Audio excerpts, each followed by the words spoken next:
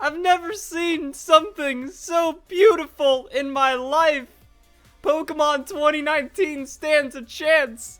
You can now go to jail for hacking your Nintendo Switch in Japan. And it's not the people that are like making the hacks and the modding tools. If you have modified save data in Japan, you can go to jail.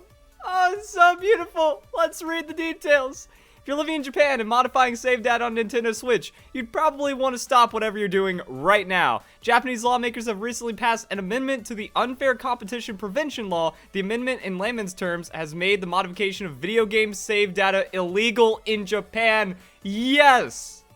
We need this to go global because, I mean, Japan, they're always like the leading edge of technology and stuff, and they understand what the future needs. You can't have all of these brats running around claiming that their game license makes everything theirs and they're free to do whatever they want with both their hardware, their software, everything that they purchase. No, there needs to be limits to protect the other users in the game if it's multiplayer, as well as the IP holder and the people making the games.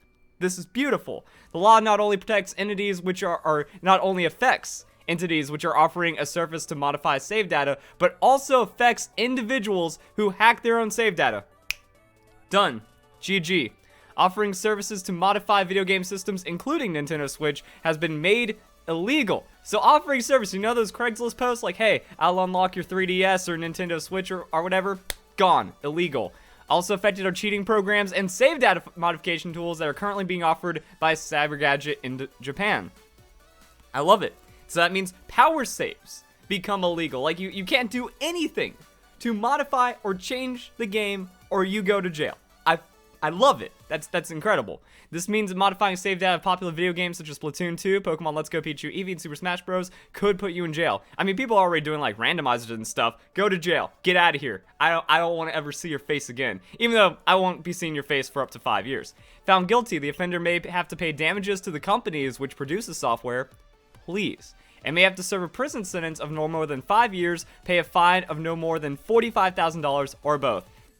Please. And then we can see the source, and yeah, this is it. Japanese website. So beautiful. I'm so happy right now, guys. Now, it's pretty much, you know, what was summarized in the article is found right here. But yeah, it's like legalese into Japanese, translated into English, so it's a little broken and stuff. But overall, I love it. I love where this is going. So what does this mean for the future, for Nintendo, for Pokemon?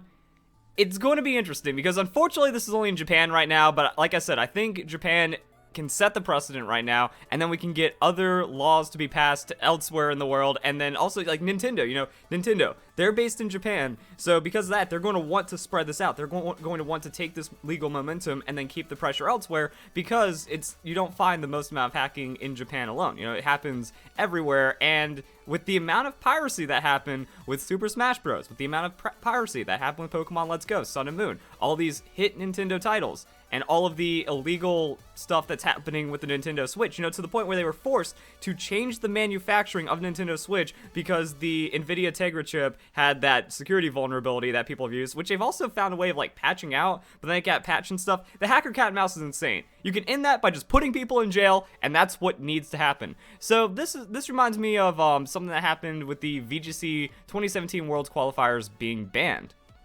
So Japan, they don't have regionals, they don't have all these stupid CP point systems. They just make it to where you do the online competition, it's a nationals, or it's an online competition, you rank there, and then you can qualify for nationals, which is the in-person event, and then that qualifies you for worlds. Well, the thing is, a lot of people, they were using save data modification online, and they were able to be caught by Game Freak doing this, and they got disqualified to the point where people that had prizes, you know, travel awards and prizes, had to refund them if they were caught cheating. So a lot of top players were also caught cheating, which goes into my whole thing about, you know, 99% of VGC is just hackers right now. That was back in 2017. It's just worse in 2018 going into 2019 and stuff. So, I mean, Game Freak has taken action. They've made public statements on the Pokemon Global link about it. But the problem is, it needs to spread out of there. You know, because now it's like, it feels very unfair to Japan as well. Like, if the cheaters in Japan get punished, and then outside of Japan, the Pokemon Company International just freely allows hacking. I want to see pressure.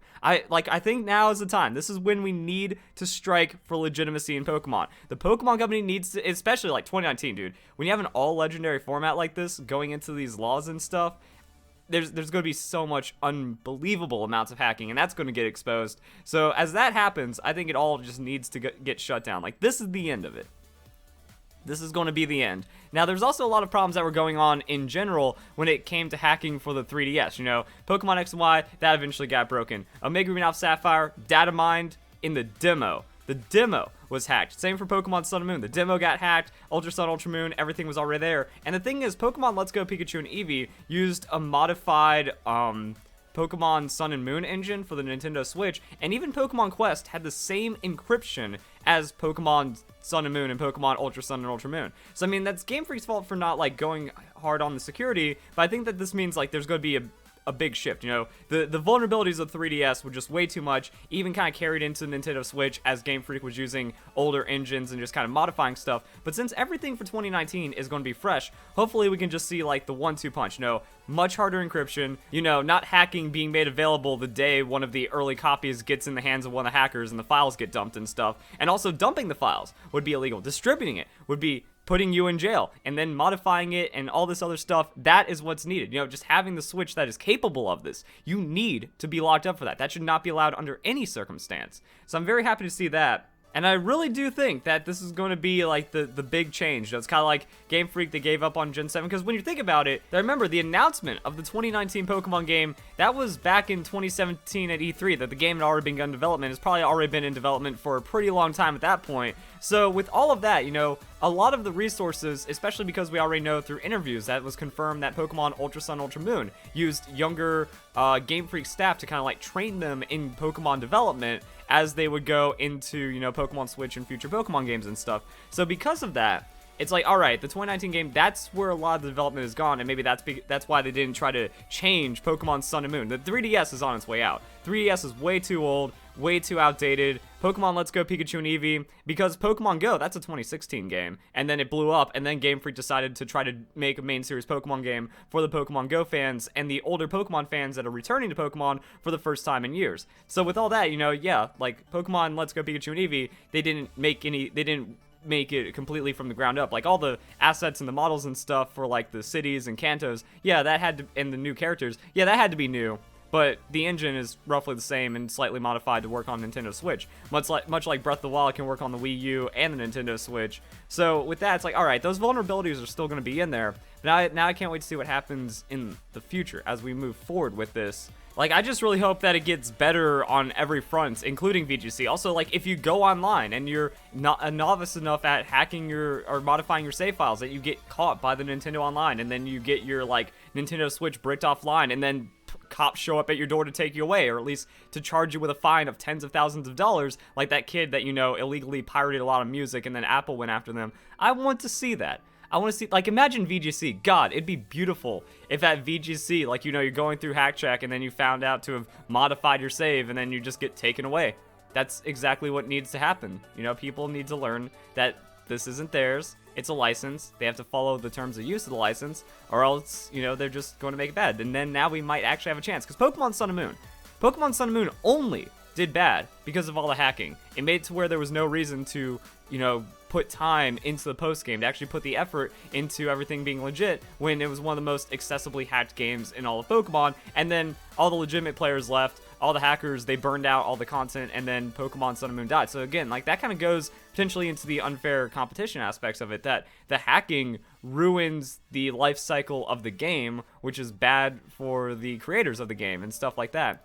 So yeah, like, Nintendo, they have a lot of ways of detecting this, hopefully, and maybe VGC just finally, like, ends it, you know? This doesn't apply, well, actually, it maybe applies now, like, and I think, like, you know, people are just talking about this for Nintendo Switch, but what about the 3DS? You know, this is just about hacking anything. You know, it's not just like this was made only for the Nintendo Switch. It's like, yeah, if you have unauthorized use of any save data, you're gone. So people that own the power saves in Japan, or the, what was it called? The game...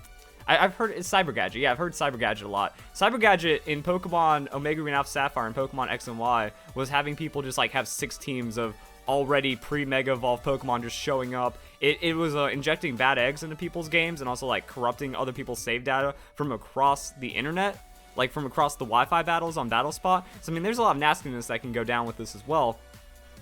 Now I just want to see it all go away.